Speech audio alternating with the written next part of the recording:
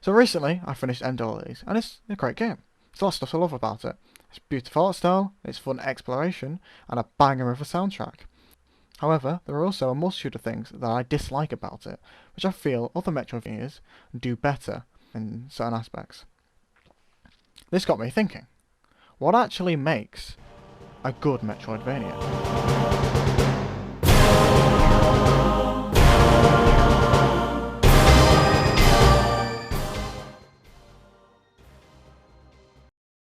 I love Metroidvanias, and so do indie devs apparently, as it seems there is a new indie game inspired by either Castlevania or Metroid coming out every week.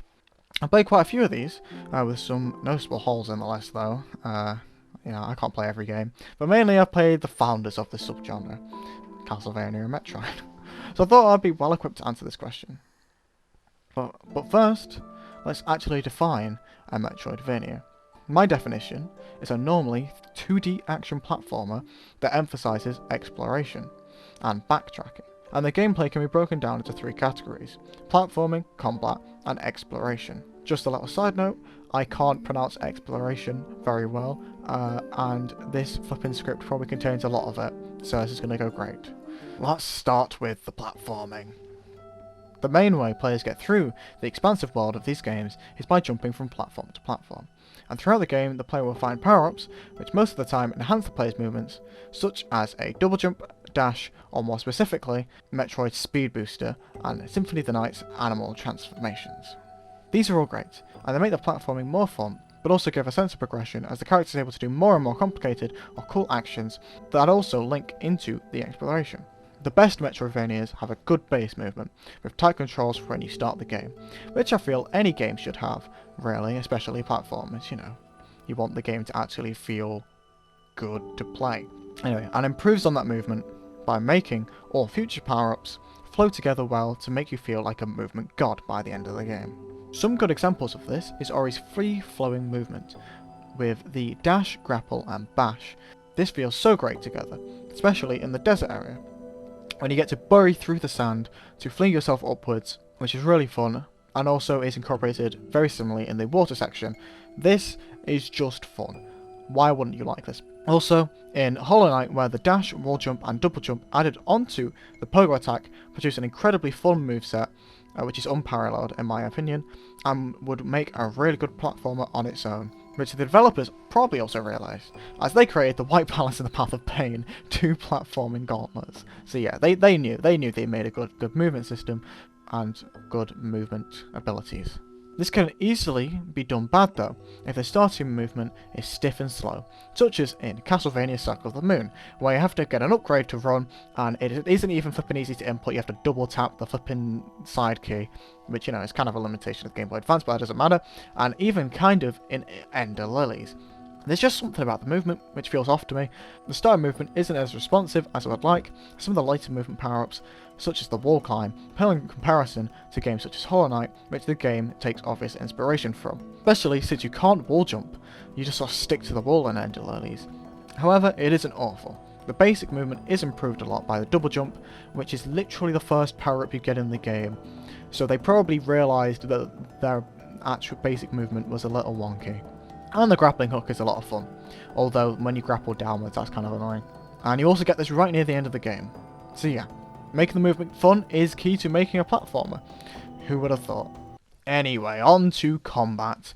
This may be one of the less important parts of gameplay, in my opinion, maybe disagree, but it does give you something else to do whilst exploring, and it does lead to boss battles, which are one of the best and most important parts of Metroidvanias. I just feel that the exploration is probably more important than this. So, how do you make combat good? The easiest way is two things. Make it fun, obviously, and make the player more powerful as you go through the game, so when you go back to earlier areas you feel good about destroying previously hard enemies. Anyway, let's start with how to make combat fun. There are kind of two types of combat in games, in general.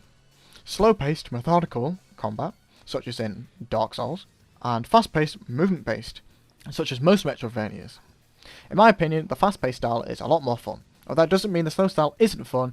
Dark Souls is great, but I just prefer Bloodborne style of combat, which is a lot more fast and aggressive. The key to making fast combat fun is to make it flow well with the movement and allow quick responsive inputs. If anything halts movement or the controls aren't responsive, then combat isn't really fun, because you just feel frustrated while you're doing something. Basically, if the movement isn't fun, it brings down the combat and also just the rest of the game. It is the base. This is also where Ender Lilies fall short. Like I just told you, the movement is a little However, you don't deal with not great movement by making the character flipping stop in their tracks the instant they want to attack. This means you can't run an attack, like in Castlevania, Metroid, and basically every other flipping game in existence. And when you attack in the air, you don't keep your momentum, and you're basically an easy target just floating in the middle of the air. You can't jump, dip and weave like in Hollow Knight to get away from attacks and get a quick attack in and then drop down. No. This means there's basically no point in attacking in the air, as you're basically guaranteed to be hit. This makes combat feel like it's from Castlevania on the NES, not a modern indie game. It's Jack here. I did before mention that you can run an attack in Castlevania, but you can't. I recently played Aria Sorrow and you can't.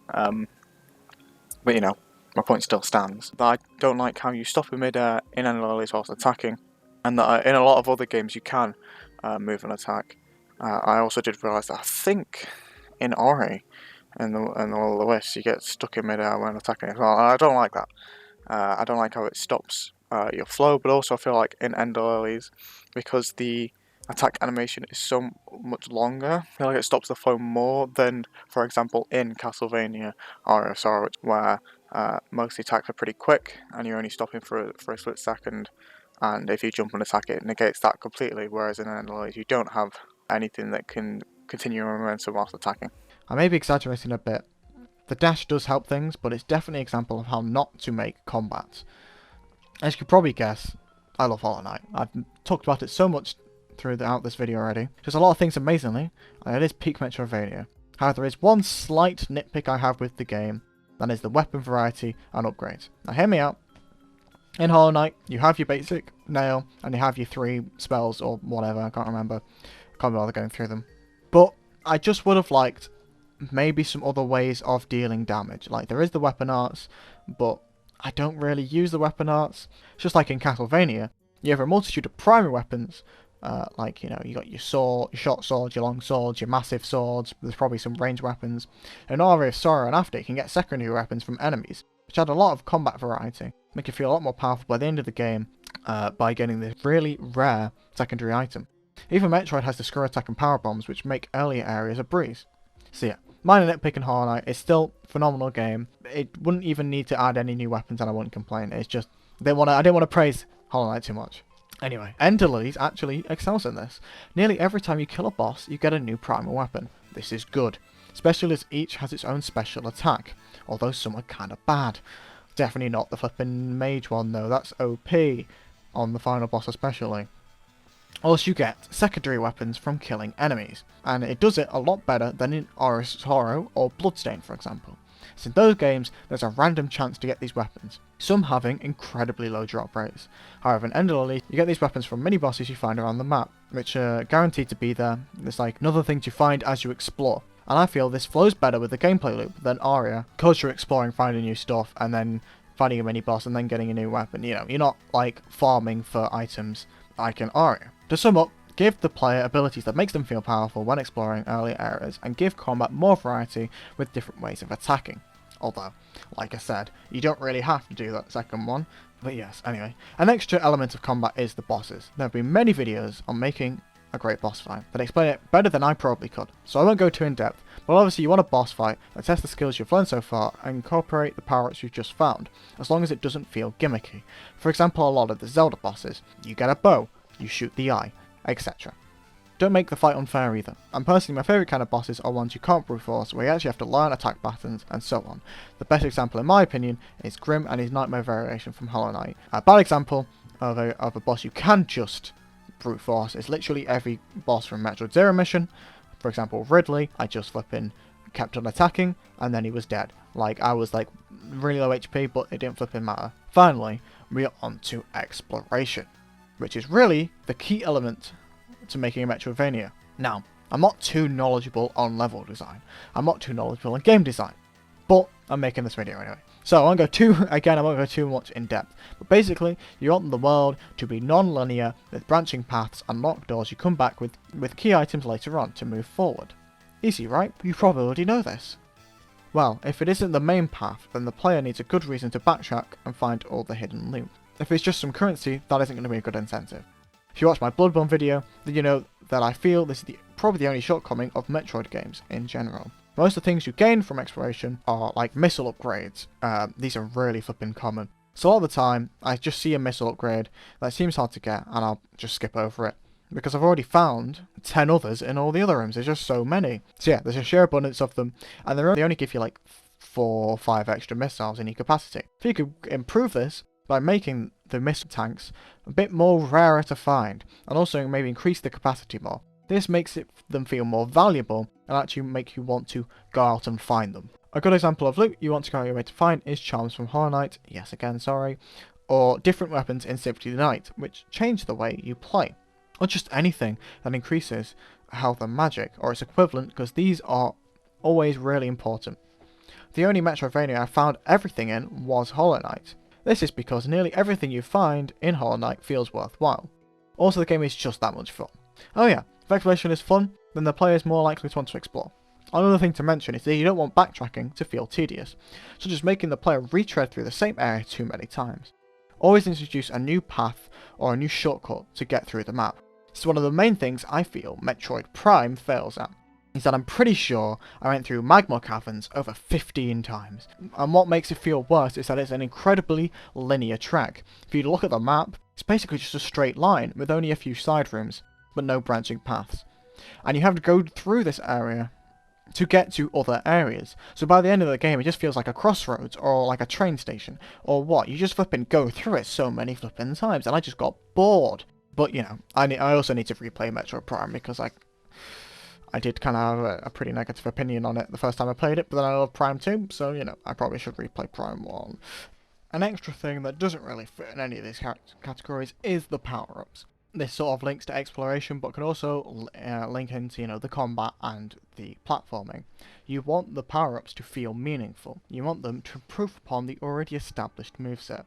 Like I mentioned with movement, if you've got a jump and a dash, then maybe add a wall jump or a double jump to make the controls tighter. If you've got melee attack, then add a ranged attack or add a way to make the melee attack more interesting. What you don't do, this is the final nitpick of Lilies, is make a power-up that just opens doors.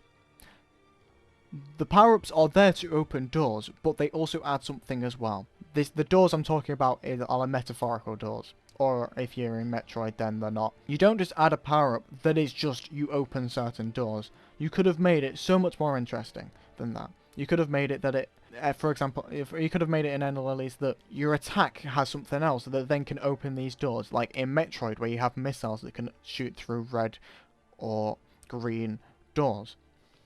You could have added a movement thing where you have to jump over, or whatever.